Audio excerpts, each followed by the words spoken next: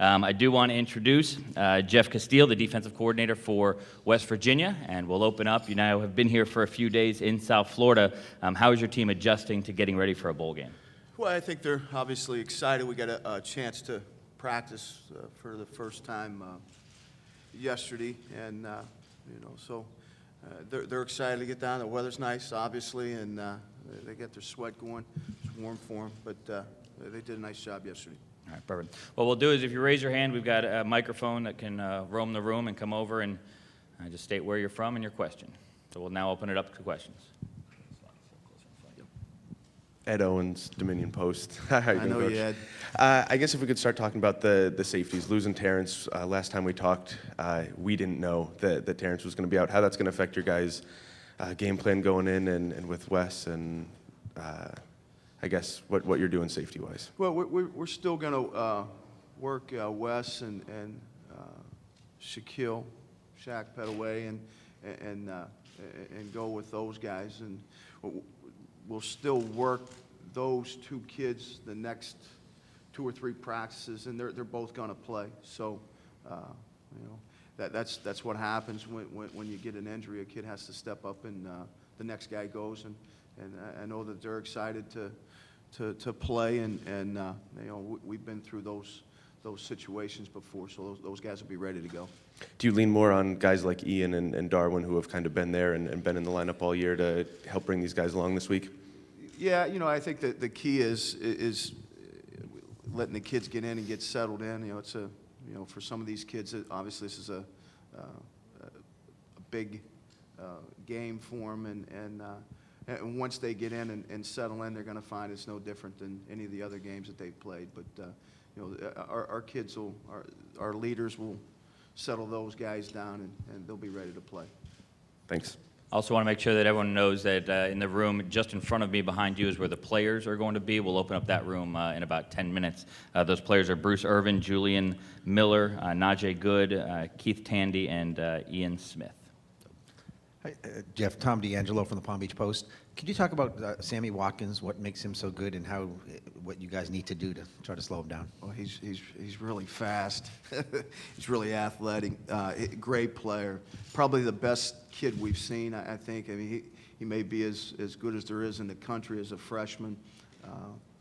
He has the ability, and they do a great job of getting him the football in a bunch of different ways. Obviously, they're going to throw him the ball, but he'll get it as a running back, and they're going to screen him. They're going to throw the ball down the field, and he goes up and gets it. But I think his speed and athleticism are really what probably separates him from guys, and what we can do to stop him is I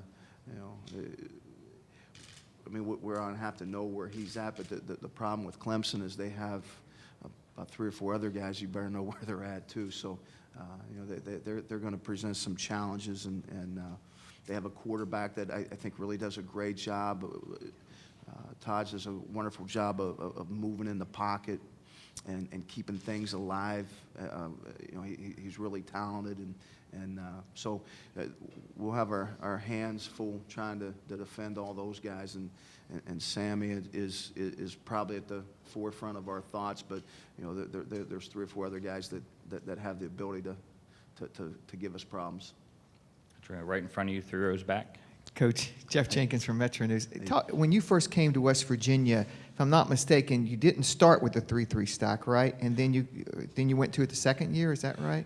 Yeah, we were more of an 8-man front, right? And Rich wanted us to get into the odd front, and so we learned that. Went and learned that from Wake Forest, and we've been in it for the last whatever. Can you talk about the evolution of it? Coach Sweeney said yesterday some teams dabble in it. You guys are committed to it. Can you talk about the evolution of that defense at West Virginia? Well, it was, I think, when we first came here,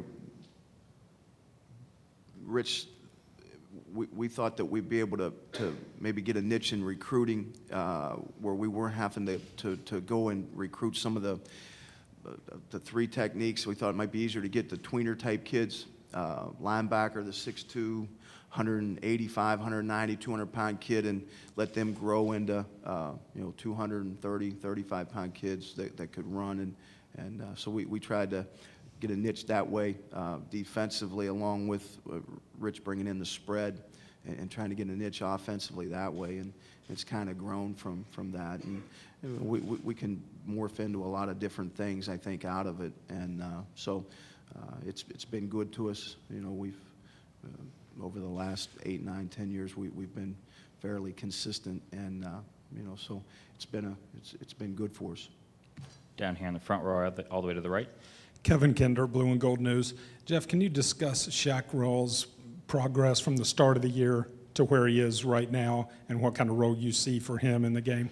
Well, he's played a lot for us the last couple ball games, and he's really developed a lot. I think, again, it would have helped us to have him in the spring a little bit.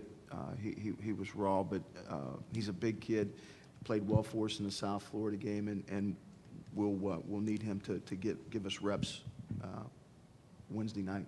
Has his progress mostly been technique, learning the defense? Where has he come the furthest? The technique. I mean, he's still learning the game a little bit, and but Kurlav's done really a great job with him, bringing him along technique-wise. But that's what it is. I mean, as far as he's a 0 nose, so he's not going to do a whole lot other than try to demand a double team. But that requires a lot of technique.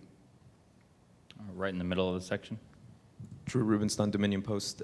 Jeff, a lot of people have said it's sometimes hard to know exactly how your team's going to perform in a bowl game because of the long layoff, and you guys are going to be off obviously more than a month before you kick it off. What are the biggest challenges when you have that much time off? Well, I agree with that, and I think that's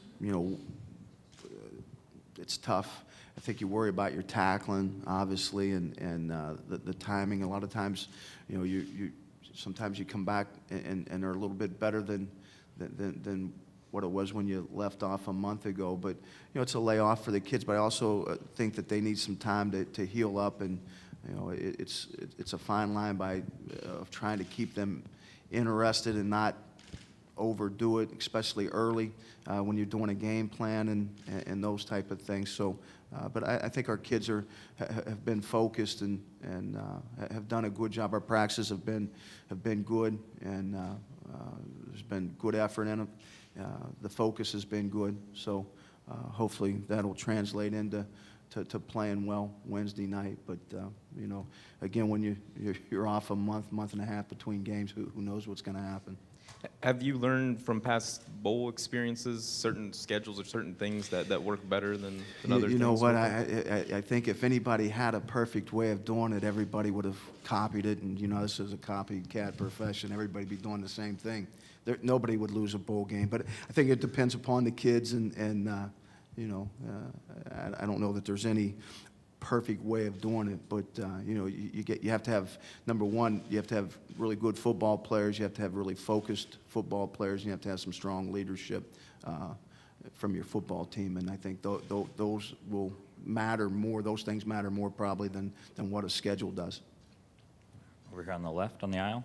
Coach, a lot of turmoil. Dieter Kurtenbach with the Orlando Sentinel. A lot of turmoil over the last year with the coaching staff and the turnover to Dana, and obviously a very strong personality. Can you talk about the coaching staff's adjustment to Dana's personality as a coach?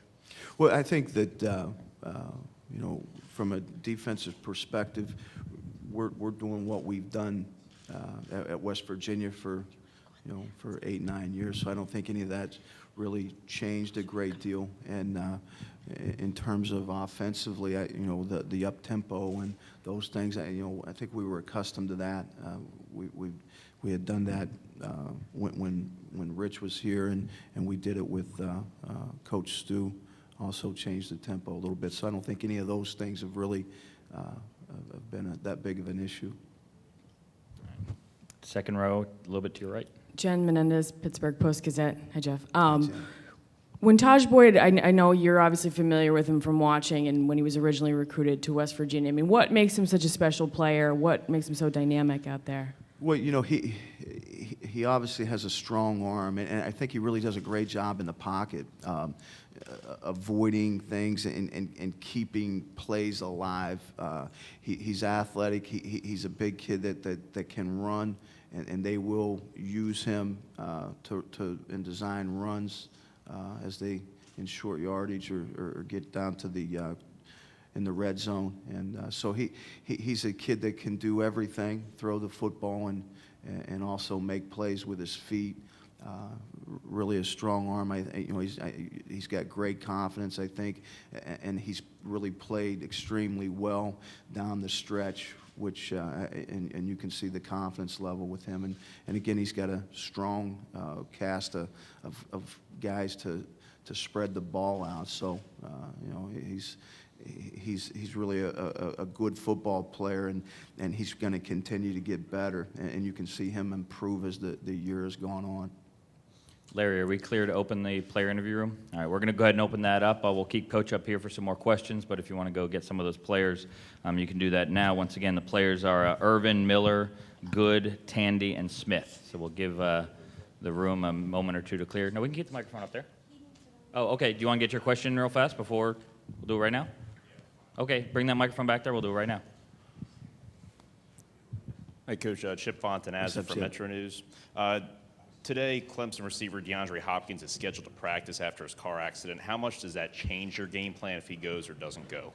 Well, I mean, obviously he's another outstanding player for them, and if he can, we're going to assume that he can play, and so it's unfortunate that those things that happen. Hopefully the kid will be okay and be able to play, but I mean we're assuming that he will play.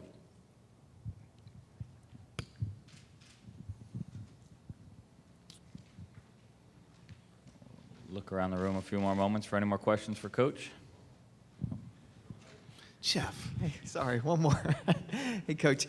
I heard one of the reporters that covers Clemson, we were talking to him last night, and he said they like to run the power game and throw it to the tight end. Two things you love to hear, right? Right. Well, you know what? They have an outstanding. They really have two outstanding tight ends, and and again they have the ability to spread the ball out throughout their offense, and they're very balanced in what they do, and they're unorthodox in what they do in terms of formations and the way they deploy their kids and try to gain numerical advantages against you defensively. So they're a challenge. They're a challenge not only because they're very skilled. They're a challenge because of their scheme and the way they attack you. Any other questions for Coach Casteel?